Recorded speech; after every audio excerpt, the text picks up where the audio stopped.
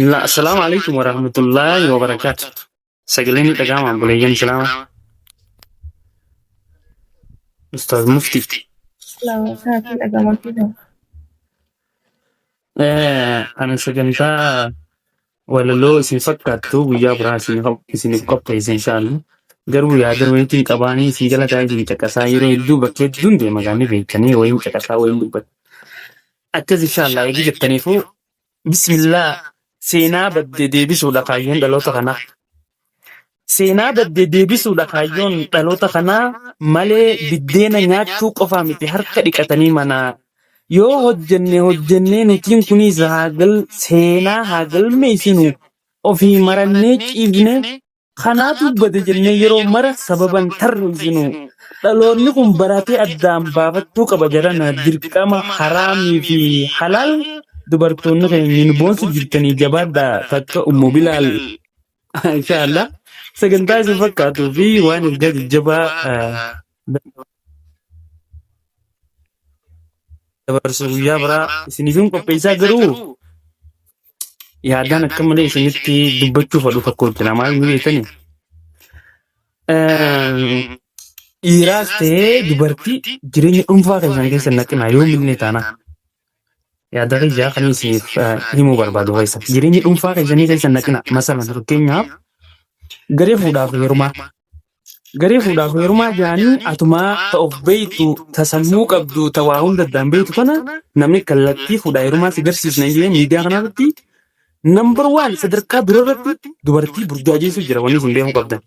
Ati nama aqlii guutuu qabu obboleessis nama qaalii nama baratee nama jaarraa kana keessa jiru waan taateef nama heerumtu likkitti addaan beekta nama fuudhus likkitti addaan beekta waan taateef abaluun tokko abaluun wal fuusisa jee ha jireenya isaa tumbeen jalqaba irratti miidiyaa irratti shari'aan islaamaa akkanatti fuudhaaf heeruma jaanii ol baasanii akkanatti abalu fuudhii abalu heerumii jaanii waliin akkana godhuun ammumaan tana guddaa keessaa miidiyaan kun dhufee malee isinis ni beektan anis ni beeka hin jiru.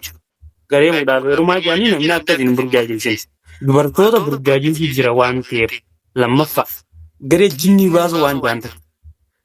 Jinni baasuu abboleessoo akka maal jechuudha kana ni beektanii hin dhaqinaa bakka kalaas. Maal garee jinni baasuu garee maal baasuu garee budaa baasuu garee maal baasuu maal qabdan quraana rabbii karaa isin nama islaamaati salaata keessan salaataa namni biyya biraatii silkiidhaan jinni isa keessaa baasu geessi ijjisiisu shari'aa kan hin jira ulamaa'ii yaamaatii obboleessi kiyya gaafadhaa waa'ee kanarratti hin dhaqinaa bakka akkasii. Isin burjaajeessuuf kallattii isin dura facaasanii wantoota garaagaraa isin burjaajeessuuf waan akkasii oofu jiran. Kana jaallatanii jibbitanuu qabachuun dirqama jireenya dhuunfaa jedhama wantoonni kanaa jireenya dhuunfaa keessan keessa waan akkanaa naqina. Akka nama islaamatti yoonii fi diina fayyaduu dadhabdan hin miidhina. Naamusa qabaachuun hayaan nama hundarraa ni tolaa garuu irra guddaa dubartoota irraa bareedanii beekan. Dubartoonni hedduu takka naamusarraa safuu shari'aa jechuudha. Dubartoonni hedduu irraa tolanii hedduu irraa bareedaa. Yoo nufi diin kana fayyaduu dadhabdan hin miidhina. Fakkeenyaaf qilleensa irra baatanii waan dubartii islaama laa fakkaanne hin godhinaa wal hordofaa wal jajjabeessaa. Akkasitti wantoota kanneen kana fakkaatan irraa fagaadhaa siingaa dhiira filtara kaattee deemtu. Akkanumas baaduu filtaraan of bareechitee deemtu akka rabbiin uume osoo hin taane dubartoota shawwaduudhaaf rabbiin diimaa godhee yoo uumees diimina isaa kana fayyadamee rabbiin aqlii kanneef yoo jiraate aqlii isaa kana fayyadamee ni jiraan wantoota garaagaraa fayyadamanii filtara kaatanii miidiyaa kanarraa hin heerumtanii hin fuutanii maarreedhaa jettanii jaanii isinumaa qaalii kana isin dura facaasanii akkasii waan hiree dhabdanii takka isin dura facaasanii akkasii wanta jiru. Aboo duntaa fejaan iskool godha bira dabra mana isaanii seeninaan dhiirti akkasii dubartoota burjaajeessuuf deemu. Dubartoonni immoo dhalaan burjaajeesnaan hawaasni guutuun badee wanni isin beekuu qabdan. Siigaleen dhiira akkasii filtaraan nagumaa fayyaa lalisabaa ooltu fedho baafadhu ta'a funyaan isaa dheeraa miti maaliif akka minaaraa guddaan ta'an maatii maama akka nabiyyuus maan bareenne dantaa keetii jaana golee. Filtara bareetu jira malee guddaan ni bareedu bira kutaa dhiira akkasii. Ammaas waa'ee uffannaa keessanii reefuun tanaa jirtanii uffannaa keessanii namoota isinii beektanii uffannaa keessan ofaafuu sirreeffadhaa. Silaa miidiyaa jirtanii miidiyaa kana kun akkanatti sagalee keessan dhageenya malee ijaa hin agarru isin hangooyyaa dirree baadanii akkasitti jirtanii uffannaa keessan bakka jirtanitti sirreeffadhaa. Ibaadaa jireessaa salaata jireessaa mana maadaan jiraattanuu bakka feetan jiraattanuu jechuudha. Kaayyoo keessanirraa dhiirti haa ta'u dubartoonni isin gowwoomsin. Amma duraan namni dhiirti isin gowwoomsin jaami amma maaf ta'e garuu dubartoota tokko jira garee ijaarratanii akkaataa gaa'ilaa nama gorsine jaanii ofii isaanii dhiiroo akkaataa gaa'ilaa akkaataa zawaajaa akkaataa bultii isaanii kan beeyne gabbaanii si gorsuu barbaadan. Atiif jireenya bultii keetii ofumaa tolfadhu obboleettiitu jira isaan sanis ofumaa tolfatan. Malee eenyutu gabbayitii garee gaarii akkaataa zawaajaa fi dubartii barsiisan jaanii garee biratti itti nama yaamanii ofii isaaniitu jaarsi kanaaf hin ta'u ofirraa heeru dubartii kana laata kana godhu akkanaa heeruni diyaaspooraa heeruni kanaaf irraa heeru maara namaa godhu jaanii wallahi koorsiin isaan namaa kan ajaa'iba godha. Kanaafuu waan akkanaa kana waan dhugaas fakkaateen gowwoomin isin nama of beeku nama aqli qabu akkanuma laalaas gogola waan kana bira kudha.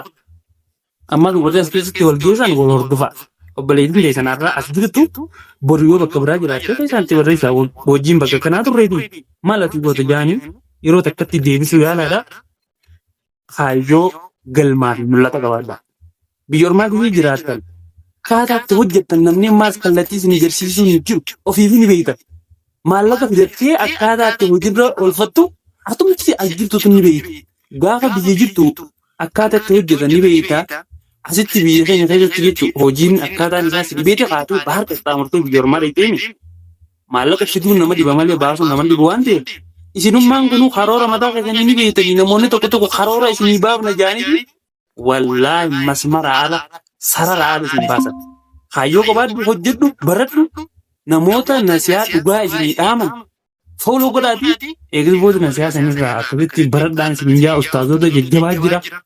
Dabartanii maal godhanii beekanii ulamaa afeerradha. Ulamaa inni hin ammaa akka fi Abdusalaam akka fi Amini Biroo akka fi Musaa Swaalaa ulamaa gurguddaa akkanaa kana afeerradha isaan haguugsanii. Yeroo ammaan kanaa nama rabbii rahmata godheef malee hundi isaanii deemaa laalaanii fiiltira fikkaanii kaanis maqaa biraatiin dhufee daldalee dubartii burjaajeessa kaanis maal godhee gosi dubartii burjaajeessa.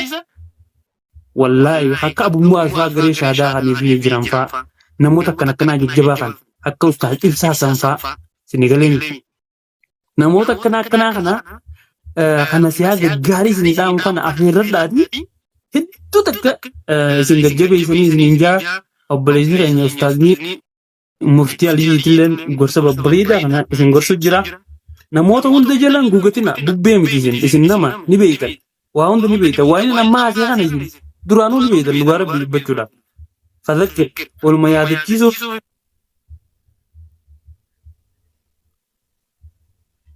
malee akka nama wallaalaa jaahilaa takkatti namoota hin fayyadamin isin dhaloota ammaati.